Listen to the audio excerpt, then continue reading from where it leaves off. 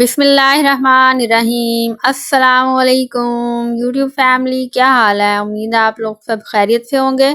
खुश रहें, आबाद रहें, हंसते रोते वसते रहो। निक्की कुड़ी के किचन में आप लोगों को खुशामदीद, जी आयानू, वेलकम कहते हैं। आज मज़े की रेसिपी के साथ हम हाजिर हैं। जी नाजरीन, ईद होगी ख़त्म और ईद के ख़त्म होने के साथ ही छुट्टियां भी ख़त्म होगी। वही रूटीन, वही ज़िंदगी दोबारा से स्टार्ट होगी।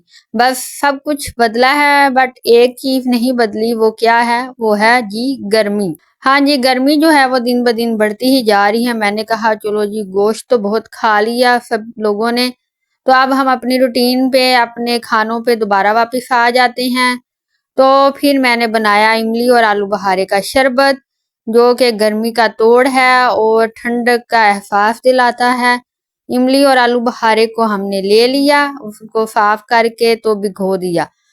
बेहतर यही है कि आप लोग लेके इनको ओवरनाइट भिगो के रख दें और सुबह फिर इनको इस तरह हाथों से मसल के मेल्ट करके तो एक इसका शरबत सा पेस्ट बना लें। पेस्ट बनाने के बाद ये शरबत बन गया तो इसको आप लोग ग्राइंडर में ग्राइंड कर लें। ये लीजिए, ग्राइंड हो गया। अब तो इसके बाद आप लोग देखें, इसको हमने छान लिया है और पानी के साथ छानने के बाद अभी हम चीनी ऐड करेंगे। चीनी में थोड़ा सा पानी ऐड किया है और एक शीरा सा तैयार करेंगे। उसमें जो हमने इमली आलू बुखारे का पेस्ट बनाया था वो ऐड कर देंगे। जब शीरा बन जाएगा तो इसको पका लेना आप लोगों ने अच्छे से। इस तरह पक पक के ये इस तरह का हो जाएगा, जैसे आलू बुखारे की चटनी होती है, गाढ़ा सा बन जाएगा। तो फिर आपने क्या करना है, आपने हस्बे ज़रूरत जितने अफराद हैं उतने ले लेने हैं गिलास या जग भर के आप लोगों ने बना लेना है।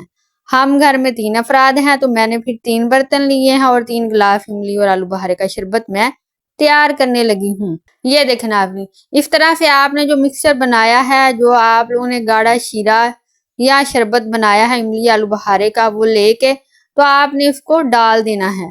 ये डालने के बाद उसमें ठंडा पानी थोड़ा सा ऐड कर दें, लीमू ऐड कर दें काट के, और उसमें तुखमलंगा और बर्फ ऐड कर दें।